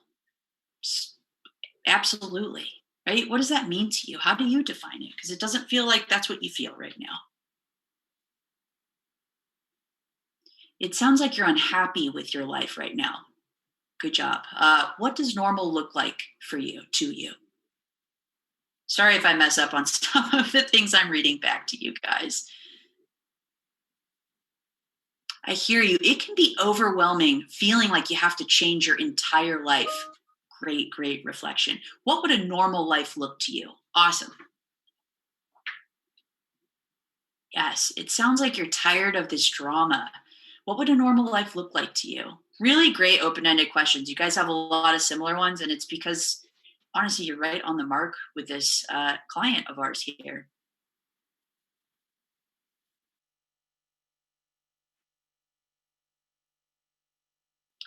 Normalcy can be a great ideal. Yes. What would your normal look like if you could describe it? Really, really good open-ended question there.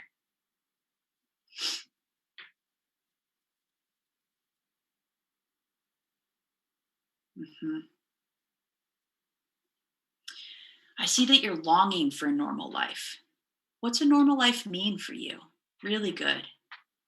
Okay, and let's go to, I think it's our eighth statement. Just got a few left. Okay. I quit a couple months one time. What would you say, which skill would you use on top of a reflection? When our client says, I quit a couple months one time. Pull this chat box back over.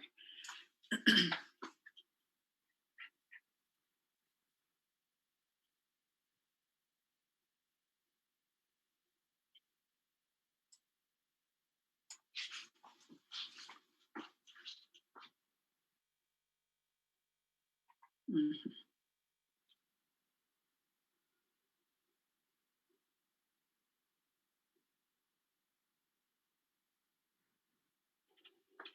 Okay, about five more seconds. We'll kind of move through these. Looks like we're running out of a little time.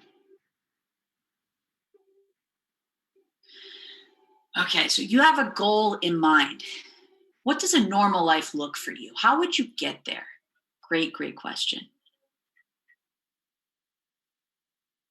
That's great. So you know you can do it. What can we do to make that happen again and for longer? Yep. You are capable and you can quit. What was that time like for you? Absolutely. All right. And it looks like, in the interest of time, Ileana, do you want to move to Q&A now, or do you want me to do the last slide to talk about when changes are in progress? How about we do that last slide, but for a condensed portion? So maybe we still have at least 10 or 12 minutes for Q&A. How's that sound? I think we can do that. Yeah. You want to go to the last slide? Sorry, guys. It's hard to stay on a schedule when there's so many of these good reflections. So the last thing that I wanted to do was just talk about the role that we play when changes are in progress. So really, when our clients have moved from pre-contemplation or contemplation into preparation and action. So we basically just keep going, right? We maintain everything we've been doing with the reassurance that everything we've been practicing today, those oars, we can pull from them when we need them. So when changes are in progress, when steps are being made, we continue to use our oars to strengthen our client's commitment and plan for any additional actions that need to be taken. Life can change really quickly, so it's important to recognize, and I think I mentioned this last week, change plans may need to change, right? So as MI providers, we need to be able to think on the fly. So practicing just like we did today, it's so important that you keep practicing. To condense this, let's see. I would say the biggest thing is that when we can, I'll give you guys just the example actually that I wanted to give in this slide. So basically, the reason that it's important to continue using our oars, to continue really evoking, focusing, listening, all these things that we do, it helps to keep our patients honest in many ways. You're bringing up all of their reasons for change and why they want to change when things get kind of hairy. So, this is the example that I wanted to give. So there was this patient that I worked with years ago, and he came in wanting an admission to residential treatment. He was planning to detox off everything he was using and discharged to a program that was really focused on housing and employment. Long story short, everything kind of blew up right before his admission. And so what we had to do was really decide, we need to pivot. We need to change everything right now. Even though we had a completely solid change plan, we had to figure out pros and cons. How are we going to change what you're going to do to become sober and stay sober? So what I would say is, aside from keeping our patients on track to achieve their targeted behavior, when things change and we want to help our clients stay the course, the reason that we want to is we can actually model for them that changes don't have to derail their efforts, because we still have all these skills we can use, right? We can show them that they have the ability to pivot and to keep moving forward towards their goal, towards their targeted behavior, when you're able to focus them back in if things come up. And that was mainly what I was going to talk about. We've got 9 minutes. I went through that as fast as I could. So Q&A. Do you want to go to the next slide? All right. Do you guys have any questions? This was a really quick end to the to the presentation. I'm sorry we didn't stay on. I even had a stopwatch. Does anyone have any questions though? Well, people take a moment to put any questions in the chat box. I just want to thank you so much, Christina. Oh my gosh. The messages that people are putting in the chat are continuing to talk about how helpful this training and the exercises have been. People are loving the style, the information that you're sharing. People are saying they loved attending these trainings, that you're fun, interactive, informational, you're awesome, end quote. Thanks, guys. That this is the best training Jack Warner has ever been to. This is really, really awesome, especially because it is hard to do trainings in a virtual way. So this was really impressive. In addition to the lovely things that people are putting into the chat box, I wonder if there are any questions that people might have. And I think one that I'm imagining and kind of going back to is when we watched that wonderful video of the horse training. Because we are all human and we were trained in a medical model, that is kind of the antithesis of motivational interviewing. It's easy to get kind of tripped up, like intend to do motivational interviewing, but then finding ourselves saying or doing things that are not motivational interviewing. Right. How do you kind of, what is your Reconcile internal that. guide? Yeah. And what is your internal guidepost that lets you know, like, ooh, I've gone in that other direction I don't want to go in?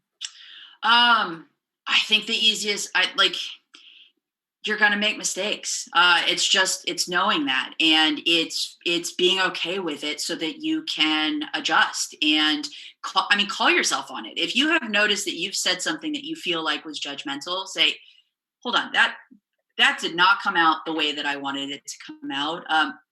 I'd like to try again. And you can kind of go, I think sometimes it's just being a human being, right? Like our patients are human beings, they're ambivalent. So us as therapists, we're human beings. We're going to make mistakes, and that's going to happen, and that's going to be okay. It's how you recover from it. And it's how sometimes you call yourself on it to let your client know, I'm a real person too. And I just totally messed up, but I'm still totally here with you. And I'm sorry if that came out wrong. If you want to talk about it, I think we should. And if not, then let's move forward. What's the next step? But yeah. Outstanding. Thank you. Tammy Wilk asks the question, if you have a go-to phrase that you kind of use on the fly, and people are typing such great things that I've actually lost, in my view, the message, but it was essentially, a go-to phrase. I think my go-to, so it depends. Like if I'm working in addiction, I did have a go-to with substance use where I would highlight that most of the providers in their life were telling them that I was pretty sure that most of the providers were telling them all the bad things. And so my go-to was, tell me all the good things about why you're using. What's it helping with? That was, it was good because it oftentimes really threw people. I think my go-to though, when I'm stuck, is tell me more.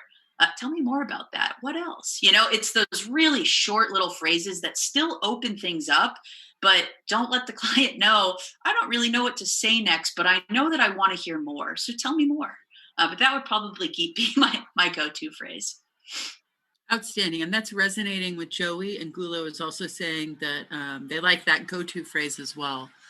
I wonder if you could talk a little bit about the challenges of if you're practicing motivational interviewing and you're in an interdisciplinary team and not everyone else that you work with is a motivational interviewing practitioner. Mm-hmm. Can you talk a little bit about how that might cause challenges sometimes and how you deal with it? Yeah. I think at the end of the day, the only thing you can control is what you do. And you can relay that at times. Like I definitely had some really challenging, I won't even say they're disciplined, but different providers that I worked with. And,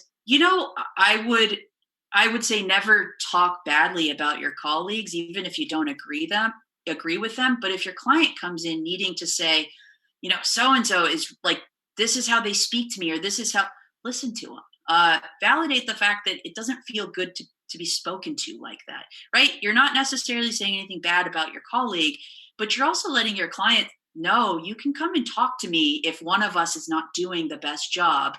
And maybe I can go talk to them about that, right? And that's a lot of times what I would do is if there was really some more egregious complaints, I'd go talk to the provider of who the complaints were about and say, hey, I think the way that this is happening, however it's hitting this particular patient, it'd be helpful if we could work around, X, Y, and Z. And if it didn't change, sometimes what I would do if it was really bad, if our, I guess, approaches were really, really different, is I would join some of their sessions so that, because at times when they can get really bad like that, your patient's going to stop wanting to go see that provider. So if you can kind of join the session, make sure that everyone is a team, even though they may be different, they're my teammate and we're all your team. I think that that's probably what I would do. I want to acknowledge it's a really hard thing to navigate though.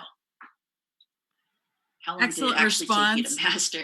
Yeah. It took me like 6. It took me, so I actually went through a program where I had to audio record my sessions for 6 months. So It took me a long time. And again, the goal with all of this is you just want to be able to think quickly with it. So that's why you practice it. And this has been great for me because I'm not doing direct practice right now in my life. I'm doing data analysis, so this has been a good refresher just for my clinical brain. But yeah, it can be really, really tough. Christina, thank you so very much. And to all of the people who have attended today, this has been outstanding. The participation, I know everybody has been learning from one another. And like Christina said before, super impressive, the feedback that people have been giving and sharing. Can we go to the next slide, please? I just have a couple of housekeeping points for the very end of our session here. So we've got the resources. These are in the slides that were sent to you ahead of time. There will be sent more. The slides will be sent again in a follow-up email. Next slide, please. Really important. We would very much appreciate, thank you, here are the references. Next slide, please. Really appreciate your feedback on this session. We have a evaluation form that is very, very helpful if you would take just a few minutes to complete it. The link will be put in the chat box here shortly. And do consider please attending our future trainings. We have Mind Over Mood coming up next Friday. This is a CBT training. Then after that, we've got Seeking Safety on December 9th. Next slide, please. We also have in December skills training, suicide prevention, safety planning. And then also self-help and the 2020 holidays, managing stress during the winter season in pandemic times. Next slide, please. We also really welcome you to connect with us. Go to our website, please visit it and connect to us via social media.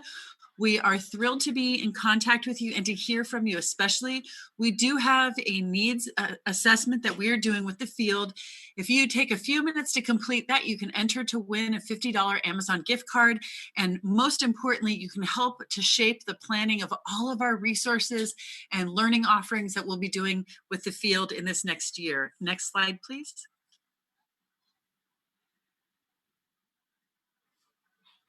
And here is our contact information. Please do stay in touch with us. And the survey link for today's webinar is in the chat box. Please do go there, provide us feedback. We really appreciate you taking the time. It's extremely helpful for us, for Christina, and for all of the other participants who will attend our sessions in the future. Thank you, thank you, thank you for attending and for your feedback. And without further ado, that brings us to the top of the hour. So again, Christina, thank you so much for giving us this wonderful presentation. Thank you to everyone who attended. And everyone, we hope to see you at the next session, which is next Friday, same bat time, same bat place. Thank you so much. Have a great weekend, everyone.